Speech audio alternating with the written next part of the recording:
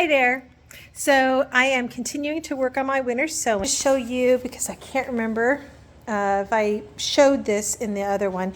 I'll go back and look before I post this. But anyways, this is how I am doing the pots that are not a water jug or a milk jug. Most of the ones that I'm trying to stick with to make sure that there's enough soil and insulation factor for the seeds are these that are around a ½ gallon size. I think some of them are maybe a 0.65 gallon. So still the same process. Added a little biotone to the soil, mixed it up, added water until it was able to kind of stick together but not drippy. And then the difference with these that I am doing compared to, I did do a few pots that were smaller ones, and on those I filled them all the way up to make sure that it had that 4 inches at least of potting soil. And on those, the ones that were a little bit smaller, and I had to fill them all the way up with potting soil to give the seeds some headroom, I had these landscape spikes, and I put one on either side of the pot and then put on the trash bag. That way there would be some headroom for the seedlings as they were growing, especially if I have to leave them in the pots a little bit longer than about 2 inches height. On these, because the pots are bigger, I'm not going to use the spikes, and I've got the, sorry, my light just went off. If I can get, never mind, we'll just go with the light that we have. So like these, I've already got seeds in here. I've put my little plant tag that I made. I numbered the pot in a couple of places with my marker. So there's a number here, there's one on the other side, there's one on the bottom. And then I'll take the trash bag and I will place it over the top like this.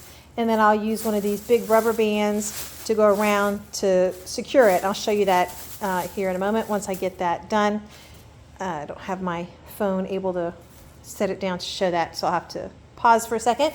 And then I also have made some tags that are like stickers. So I did this using my computer on sticker paper, and then you can buy laminating film that is self-adhesive, so it just goes on the top.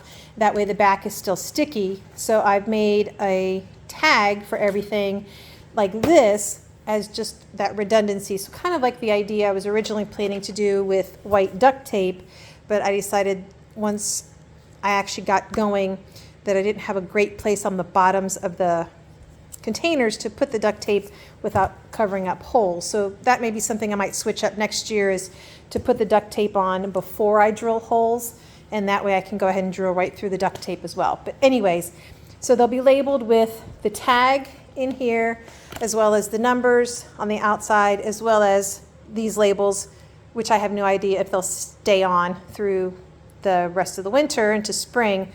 This is all an experiment, so we'll see. But on these, I just wanted to show that I'm only bringing the soil up still about 4 inches, but that gives me a good 4 inches of headroom for the seedlings to grow. So I'm going to just put the plastic straight over the top, poke a couple of holes, and then set it outside. Okay, so I've got the plastic on here and got the rubber band. I've got a light turned on so you can see a little better. And this is now ready to go once I poke a couple holes. So I'm going to get my snips.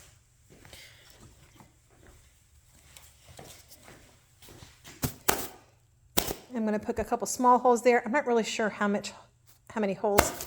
And then one in the center that's a little bigger. So sort of like how the milk jug has the one hole in the middle. I'm going based off of that I'm assuming that would be the best way to go for holes. And then there's a couple, maybe it should have a couple other ventilation holes. There, we'll do that. We'll see. All right. And now that's how I do my planting for the ones that I'm putting in nursery pots.